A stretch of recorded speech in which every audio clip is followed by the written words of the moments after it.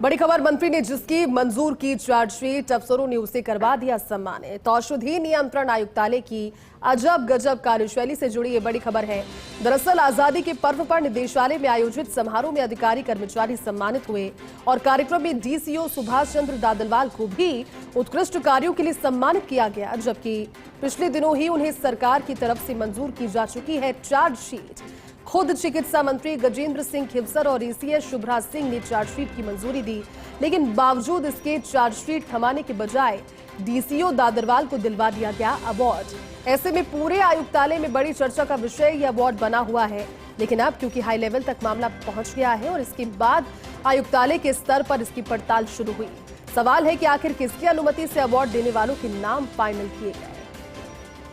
औषधि नियंत्रण आयुक्तालय की ये अजीबोगरीब कार्यशैली इस पूरे प्रकरण में नजर आ रही है, लेकिन ज्यादा जानकारी हमारे साथ साझा करेंगे सहयोगी और एसोसिएट एडिटर विकास जुड़ चुके हैं। विकास, अजब गजब तो है, क्योंकि कहीं ना कहीं जिस प्रस्ताव को लेकर बात की जा रही थी उसके बाद में अब दूसरी बात सामने आई है। औषधि नियंत्रण आयुक्तालय की इस पूरी प्रकरण को किस तरह से समझाएंगे विकास? देखिए, बिल्कुल ये जो घटना है, ये जो खबर है, ये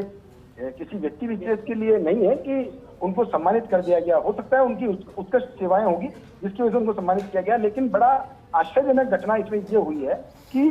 चिकित्सा मंत्री और एसीएस शुभराज सिंह ने जिस व्यक्ति पिछले दिनों हाल ही में तकरीबन 1 महीने पहले की बात करें, जो ब्लड बैंक में जो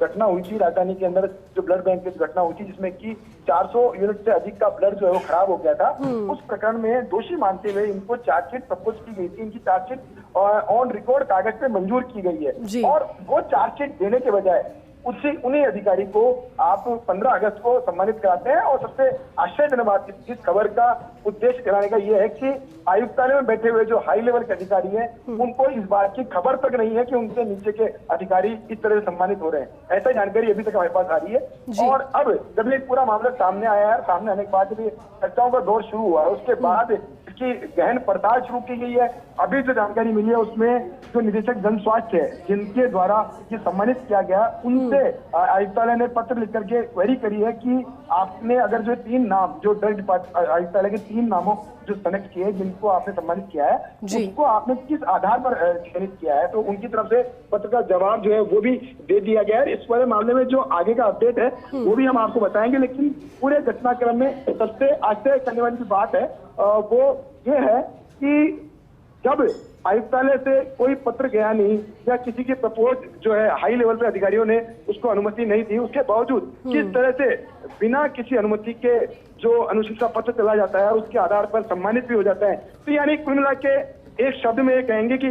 ड्रग डिपार्टमेंट की बात करें तो एक शब्द कहना उचित होगा कि यहाँ कुछ भी हो सकता है। ये शब्द इसलिए यूज कर रहा हूँ क्योंकि पहले भी कई ऐसे प्रकरण आ चुके हैं जिसमें कभी सरकारी महकमों में इस तरह की बात होती नहीं है। पहले भी ऐसी बात आ चुकी है कि ड्रग कंट्रोलर जो है उन पर सवाल खड़े हो चुके थे जब ड्रग आयुक्त ने ये कहते हुए उनको पत्र लिखा था कि जो अन्य राज्यों से पत्राचार होता है उस पत्राचार में ड्रग आयुक्त को पता ही नहीं होता है, नीचे से डीसी जो है वही पत्राचार कर लेते हैं, और उस वाले मामले में उन्होंने गहरी नाराजगी जाहिर की थी। तो यानी कि ये देखिए कि जो आयुक्तालय बनाया गया था उसकी मंशा थी कि एक पूरा मैकेनिज्म के साथ काम हो, उसमें एक आयुक्त बैठाया गया है जिसकी मंजूरी के बाद ही पूरा काम होता है, लेकिन आयुक्त को नजरअंदाज करते हुए नीचे से ही सारी फाइलें निकल रही है। तो ये चिंताजनक बात है और ये इसलिए अजब-ओ-गरीब कहानी है क्योंकि जब विभाग के अंदर अधिकारियों की हायरार्की को ही मेंटेन नहीं किया जाता तो फिर कुछ भी यहाँ पर हो सकता है। जी ठीक है विकास, शुक्रिया आपका इस जानकारी के लिए।